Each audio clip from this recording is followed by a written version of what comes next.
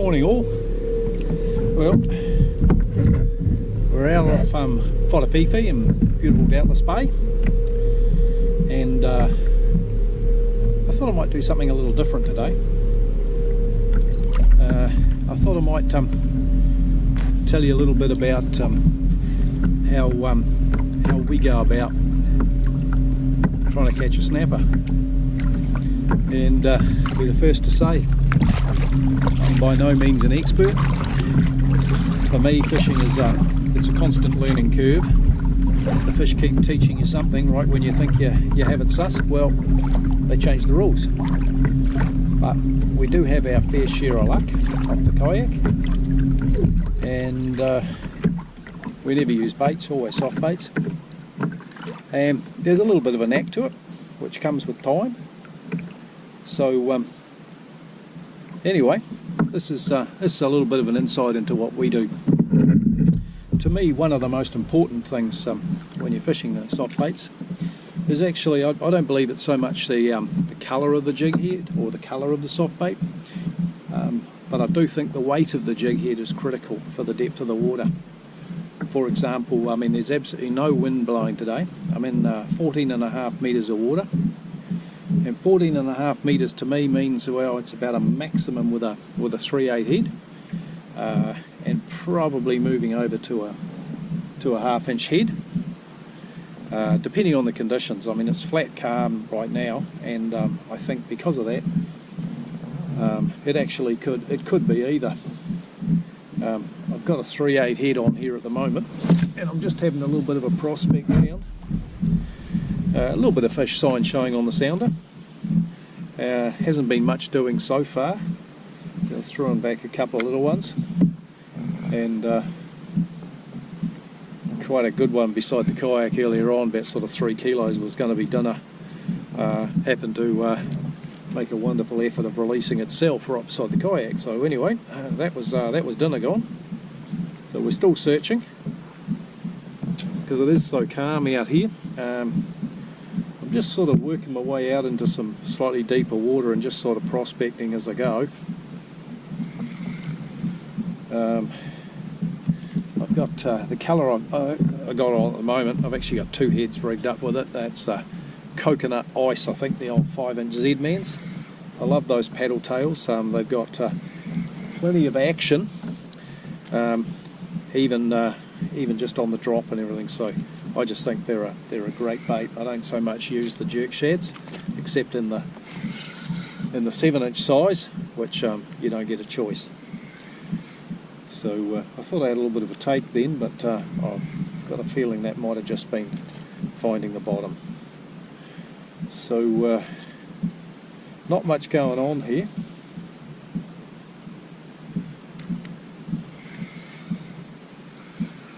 I'm going to have one more cast here just because I'm here. It's a beautiful day. I'm out with Ian. He's on the inside of me there on the old PDL.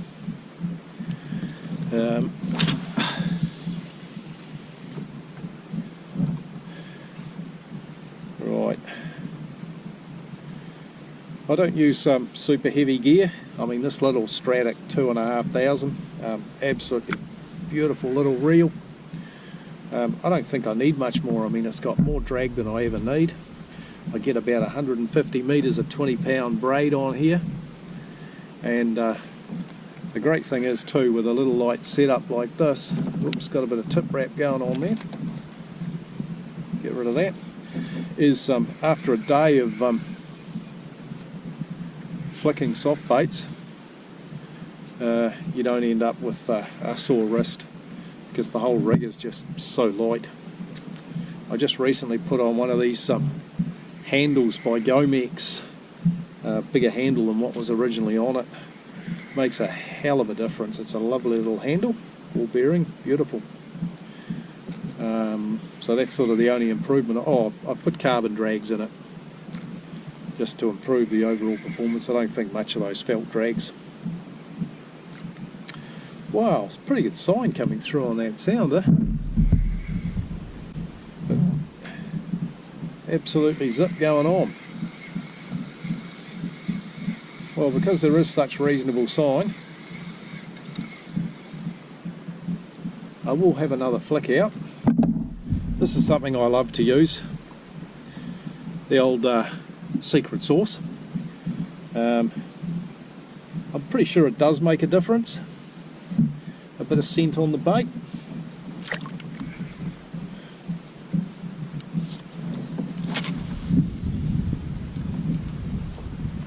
I think it doesn't so much make a difference when you're fishing in the wash. I mean, that's all action. But when you're in some slightly deeper water, calmer conditions, where you're maybe not working the bait quite so much, then I definitely think it makes a difference.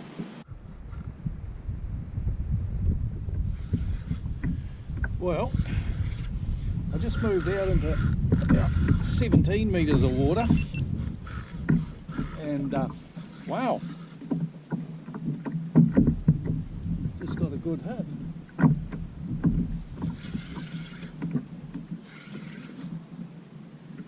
Felt like the fish grabbed it and let it go, and this fella grabbed it. So, because I'm in 17 metres and there's not a lot of foul, I'm not in a hurry to try and get him to the boat fast. Two reasons. One is he'll blow, and if I do want to let him go, which I do sometimes, I can. And the other is I don't risk pulling the hook or anything like that, you know. I don't have to overstress the gear. I get a reasonable amount of drag on. I just let the drag do its job. Just work them up when I can. Never get the rod too high, especially when he's straight down below me like this. I like the tip in the water. You get too high, you risk point loading the rod, and that's never a good end result. Broken rod, especially with these light high graphite rods. Here he is. Oh yeah, she's a nice little snap. Oh, beautiful fish. And I would say that one's coming home. And that looks a hell of a lot like dinner to me. Wow, yeah. I like this size of fish. He'd be about 4 kilos. I like it because I can use all the fish, you know. I can take the fillets, the wings are big enough to use. I can take the wings. Nothing gets wasted. So he's coming home.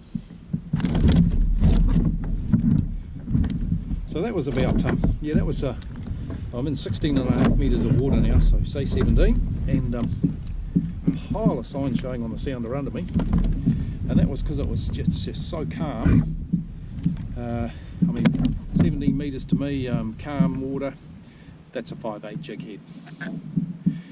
But I'm down to well, actually no, it's not 5/8, that's a ½ ounce jig head, 17 metres of water. If there was a bit more wind, I might move up to 5/8. I mean, the golden rule is wind versus no wind for me is about one extra size, or one size heavier is what I should say. There he goes. Nice fish. You know, the other thing too, the thing that's particularly in this slightly deeper water versus, you know, hardened on the rock and the rocks in the wash, what's revolutionised this whole thing for me is also getting myself a decent sounder. You know, on the kayak I started with a little black and white thing that showed fish pictures. Waste of time. A decent sounder, being able to identify what's down there, is an absolute game changer. So if you don't have one of those now, they're not expensive. It does make a huge difference. The other thing is GPS. I mean, my sounder and my GPS are actually separate. They don't have to be. It's just the way it's worked out. But again, in this deeper water, being able to actually, you know, repeat your drifts, and also being able to mark spots. Makes an absolute huge difference. These days I just couldn't be without that. This, you know, I sort of consider soft baiting a little bit like hunting. Not like sitting there on the boat with a bait over the side waiting for something to happen. You're actively fishing for the fish and you're hunting for them, looking for them. And if you don't do that, you're not utilising the full potential of fishing from a kayak and also from soft baiting. So it's been a funny old morning so far. Have managed one decent fish, and you know, where that decent fish was, I was expecting to get a bit more action, but nothing. So we keep moving, we keep looking. Still got that 5/8 jig head on. I'm in 15.6 metres of water. It's more than enough to get down. What I generally try and do is use as light a jig head as I can to get down, sort of. I mean, I could get down here with a 1/2 inch. If I was seeing fish sign mid-water, I'd lighten up the jig head. The golden rule to me, I never really go much lighter than 1/2 ounce. So 1/2 ounce in anything up to about, I don't know, 14 metres of water. From that 14 through to sort of 17, 18, or possibly even 20 in calm conditions, well, that's a 5/8. Over 20, well, let's say 20 to 25, well, that's a 3/4, sometimes up to 30 metres on a calm day. After that, well, that's ounce, and it's pretty much that simple. And like I said earlier, windy conditions, go up a size. I can't emphasise the importance of the jig head weight enough. To me, that's probably the #1 thing. Well, that was a bit interesting. Like I said, you never stop learning when you're fishing. The few fish breaking the water around me, I actually thought they were probably kahawai. I had a big ball of fish in mid-water. I'm in 20 metres, so they're only 10 down. A minute ago, I thought they were the kahawai. So I thought, well, if I get through them, there might be some snapper under them. I went through them without a take, and I was retrieving. I've been 10 metres or less down and got hit, and still convinced it was a kahawai. But there you go, a whole lot of snapper schooling mid-water. Okay, I'll take it. Wow, I just flicked that out, and I was just spinning around to maybe have another cast, and on a slow retrieve, I don't know how far down that lure was, not very. Probably, I mean, I'm in 20 metres, so again, still only 10 down. Got a reasonable drag setting on it, so I'm calling this for quite a nice fish. So yeah, all that searching around, the fish are there.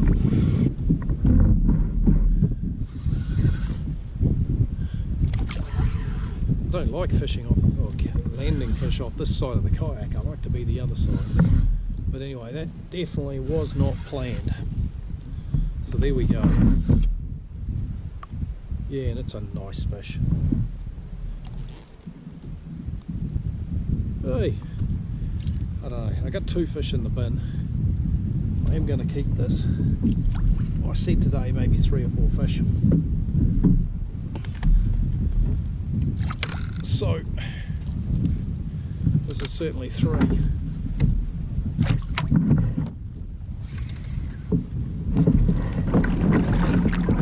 So in times like this, it's a good time to try something different. So even though it's quarter to 11 in the day, there's a little bit of wind blowing a ripple on the surface. There's not enough wash really for my liking to fish in close, but that's what we're going to try and see if we can't mix it up in there. So when I'm fishing the wash, I go back to a lot lighter jig head. You know, with calm conditions like this, I go back to about a 3/8 with a 5-inch paddle tail, or if I'm using a bigger, a 7-inch bait, so they got a bit more buoyancy. That's an important thing to remember too. The bigger the bait, particularly with the likes of the Z-Mans, the more buoyant they are. So they take just a little bit more weight. Normally with the 7-inch tails, they don't go down past about a ½ ounce.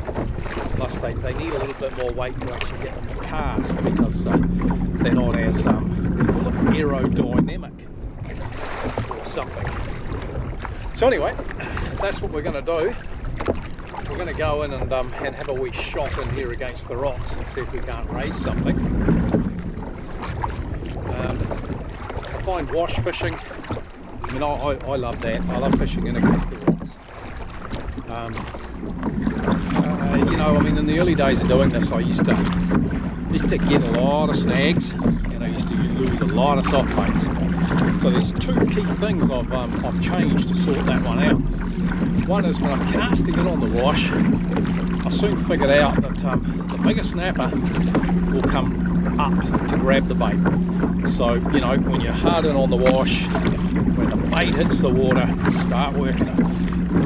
And normally if there's a fish in residence there, you're going to get a tape with it, you know, the first sort of, I don't know, 15 to 30 seconds of it hitting the water. And then I'll work it back just a little bit. Never ever back to the kayak, really. Start working a bit and then try again. The other thing I did was in the early days I was using gold soft baits. Great baits, you know, I mean, fish just love it. That's the problem, all the fish love it. You know, things like the leather jackets, man, they must go fat on those gold bait tails. They just go up. The Z-Mans, well, I don't know if I've ever lost a tail on one of those. They're just super tough. I mean, normally a bait will last me, you know, long trips. The new catch, they call them liveys, they're pretty good. I like the curly tail ones. They got a lot of action. I particularly like them in the deeper water. But even in the wash, they're great. I was using for a while. Burn, and I think the orange and the white ones are going really good. You do lose the odd tail with those compared to the golds. I mean, they are super durable. So by doing those two things, one, increase my catch rate, two, decrease the cost of doing it. Back in the old days using golds, man, I'd go through a pack on a day. Now, if I go through one bait, I'm surprised, and I don't very often get those snags anymore, touch wood, working them the way I said. So the whole fishing the wash thing has just become a lot more enjoyable, not constantly having to retie traces. So anyway, we're just about to our spot. Sign out for now for a sec. I'll get in there. Well, there's not much doing in on the rocks. I've just come out a little bit into 13-14 metres of water. There's a little bit of sign here. My theory is that it's really quiet against the rocks, no wash. Although the water's not crystal clear, there's a little bit of cover and a bit of wind ripple. If they're in there and I can't see them, then they're not really biting. So I think they might be just out here a little bit on this patch of foul. They might have moved out off the wash. That's my theory. So I'm just having a little bit of a cast around here to see if I can prove that theory. I'll move back up to a ½ ounce jig head again. I'll show you the clips I use in a second. I mean, I change the bloody jig heads that often. I really don't want to be constantly retying. So I'll show you these little bloody twist clips I've been using. Because for what I'm doing here, holy Unbelievable. What the? That was I was just winding back to the boat.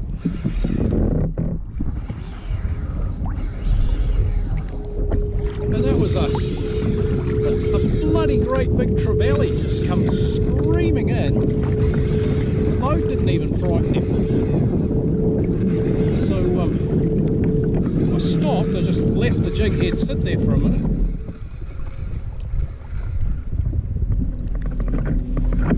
I mean, he's a nice fish. He just come out of nowhere.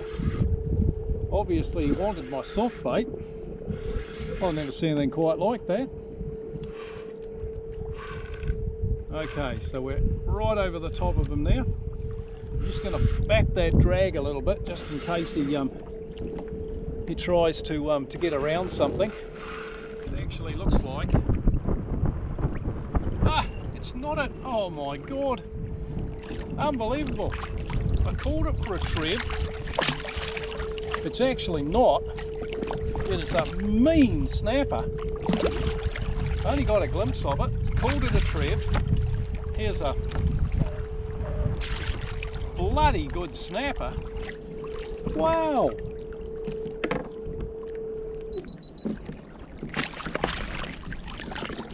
Unbelievable. Seen a fish do that. I mean, you could see the kayak clearly. He just came in so aggressively on a day when the fishing just doesn't seem like much. And there he is. He's a bloody good fish. I mean, length. Let's be having a wee look.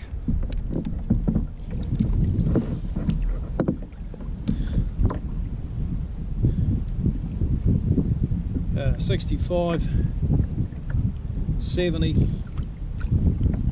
He's 70 centimetres. So that makes him, I don't know, as far as I'm concerned, I mean, that's a good 14 pounds, say 6.5 kilos, could be 7. Nice. Well, anyway, I was going to show you that clip. So here's this thing I use, which makes it so easy for me to, you see that fella? So easy for me to change soft baits. I've had them crunched and flattened, deformed. I've never ever had one fail or let a fish go or lost a soft bait. I buy them off Kevin at Caveman Tackle. There's some other versions out there. This one just is particularly easy to use. He's got 3 sizes. That one there is a 22 centimetre, I reckon, and it's perfect. I just love them. Wouldn't fish without them.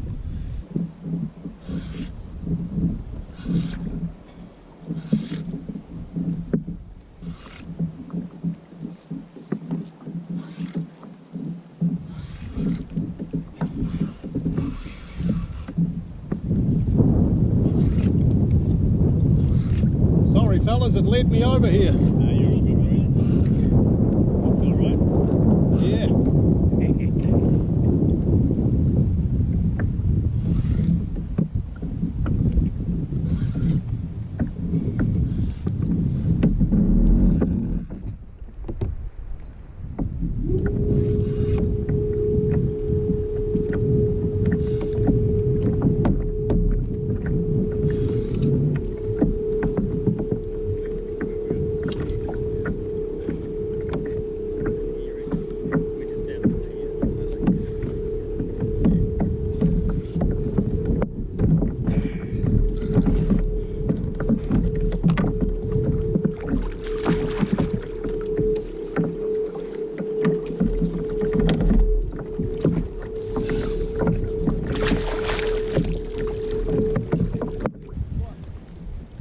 He's going back. Take him a picture.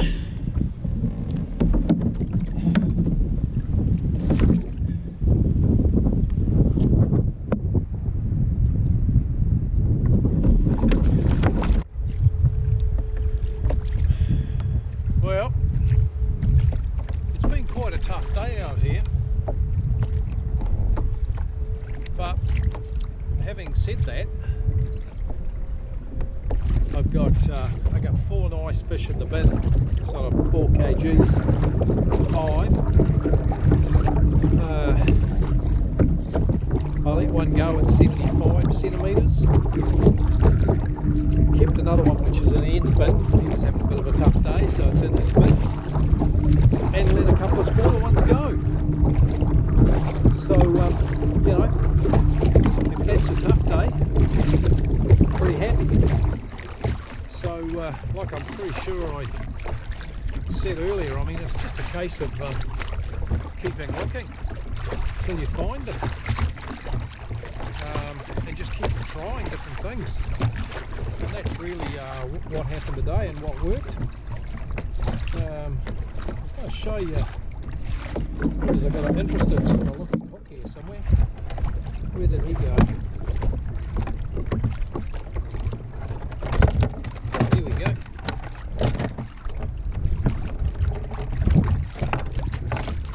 When I find it. That's what a decent snapper will do to a jig hook. I mean, these I'm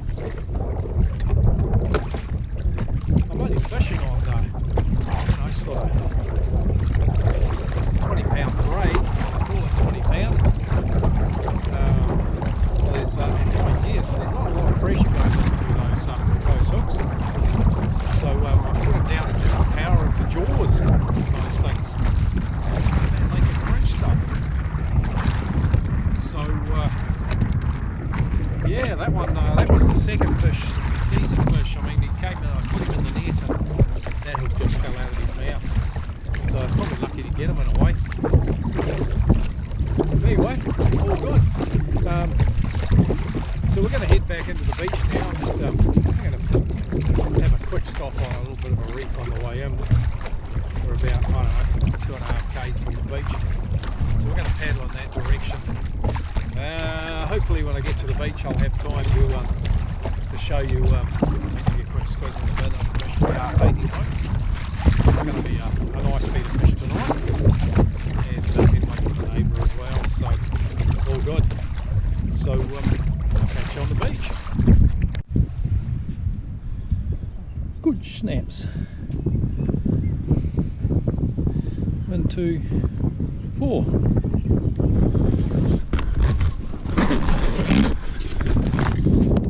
Oh, there we go, you got a couple of nice fish.